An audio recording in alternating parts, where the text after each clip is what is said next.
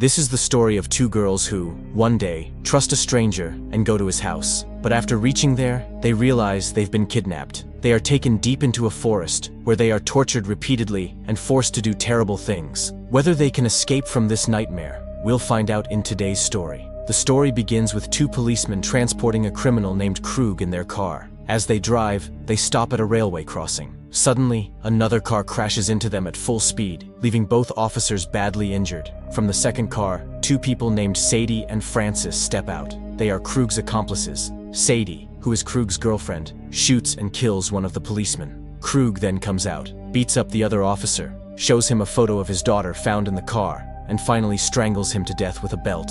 The scene then shifts. We see a sweet, 17-year-old girl named Mary swimming. Mary loves swimming, and her mother, Emma, is very supportive of her. After her swim, Mary asks her mom about the timing for her training. Her mom replies that this time she has done really well and tells her to stop now and get ready, as they are going on vacation. Mary and her mom then leave to pick up Mary's father, John, who is a doctor. Together, they happily head to a guest house by a lake, located deep in a forest far from the city. Once they arrive, they settle in and unpack. Mary goes to her room and, upon seeing a photo and locket of her brother, remembers him. A few years ago, her brother had drowned and died during a visit to this same place. Mary then takes a shower, changes into fresh clothes, and asks her parents if she can take the car to visit her friend Paige. Her mother says no, but her father gives her the car keys and some money.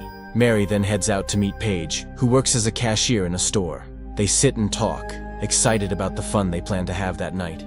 After a while, a boy named Justin walks into the shop to buy some items and cigarettes. Paige tells him he needs to show an ID to buy cigarettes because he looks underage, and he doesn't have one. Justin then says, "If you give me a pack of cigarettes, I'll show you something special." Paige hesitates, but agrees. While paying, one of Justin's bills has blood on it, which he quickly hides. Justin collects his stuff, and Paige and Mary leave with him to his house. When they arrive, Paige asks Mary to wait in the car and goes inside with Justin. Mary waits, but after some time, she goes in and sees Paige sitting with Justin, smoking. Mary tells her it's getting late and they should go, but Paige insists she join them and try a special cigarette, saying it will be fun. At first, Mary refuses, but eventually she joins them. Then Mary gets a call from her mom, asking her to come home before dark. Mary lies and says she'll be staying at Paige's place for the night. After that, the three of them continue chatting while smoking, and Mary and Paige become friendly with Justin. Everything seems fine, but suddenly, Krug arrives with his girlfriend Sadie and Francis. Krug is actually Justin's father, and Justin knows his dad is dangerous. Seeing him, Justin becomes visibly scared. Krug smirks and says, "Wow, such cute girls. Aren't you going to introduce us?" Justin introduces Mary and Paige to his father, but then Krug punches Justin and yells, "Don't you know strangers aren't allowed here? Our photos are in the newspaper's most wanted list. The police are after us, and here you are partying with girls." Mary quickly says, "We don't care about any of that. We won't tell anyone. We promise." But Krug replies coldly, "You've seen our faces. We can't take that risk." Panicked, Paige runs to the bathroom, tries to make a phone call and screams for help out the window. But Francis breaks down the door, hits her on the head, and knocks her unconscious. Then he comes to Mary, snatches her phone, and smashes it. After this, Krug tells both girls to get into the car. Everyone, including Justin, gets in, and they start driving away. Justin is also in the car, but he feels helpless and can't do anything. While they're driving, Francis begins touching Paige inappropriately. After a short while, a police car passes by. Seeing this, Paige tries to scream for help, but Francis pulls out a knife and threatens them, warning them to stay quiet. After driving a bit further, Krug turns the car toward the forest. Mary notices this and realizes they're heading in the direction of her family's guest house. Both Mary and Paige begin fighting inside the car to escape, and during the struggle, the car crashes into a tree. Fortunately, no one is seriously hurt, but Francis's nose gets broken. After the accident, Krug and the others start beating Mary and Paige. But during the chaos, the girls get a chance and begin to run. Krug manages to catch Mary, while Paige runs off into the forest.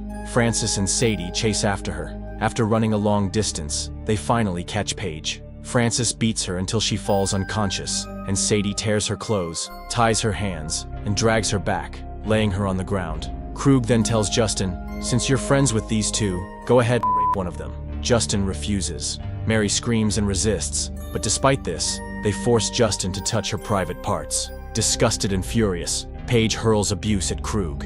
Enraged, Krug stabs Paige in the stomach and leaves her there to die in pain. The others stand around watching her suffer. Mary crawls toward Paige and says, "You'll be okay. We'll get out of here." In a burst of anger, she curses at Krug. This makes him furious again. He grabs Mary and begins tearing off her clothes. His girlfriend helps him while Mary screams, begging, "I won't tell anyone, please let me go." But the heartless man ignores her pleas and abuses her for hours, only stopping once he's satisfied. Somehow, Mary gathers strength, grabs a stone and hits Krug on the head, then starts running.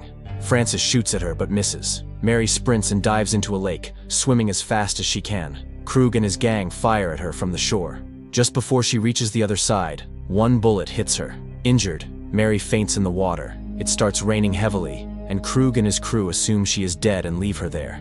Meanwhile, with their car wrecked, Frances injured, and the rain pouring, they search for shelter. They come across a guest house near the lake, unaware that it belongs to none other than Mary's parents. Mary's mother opens the door. Krug and the others say their car crashed and they need help.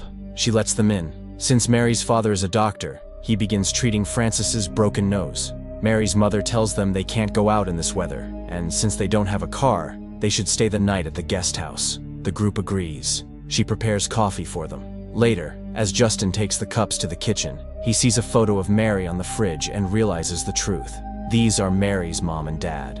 But he stays silent. He's terrified that if he says anything, Krug might kill them too. After this, Justin goes to the bathroom, sits down, and starts crying. He feels ashamed, thinking that if he hadn't brought Mary and Paige to the house, they would still be alive today. Later, he returns to the kitchen and places Mary's locket, which he had secretly kept with him during her torture, next to the cup. Then he quietly leaves. Mary's mother then takes Krug, Frances, Sadie, and Justin to another nearby guest house and leaves them there to spend the night. After returning, we see that Mary, despite being seriously injured, had gathered the strength to swim across the lake and reach near her house. But her mother didn't see her and went back inside.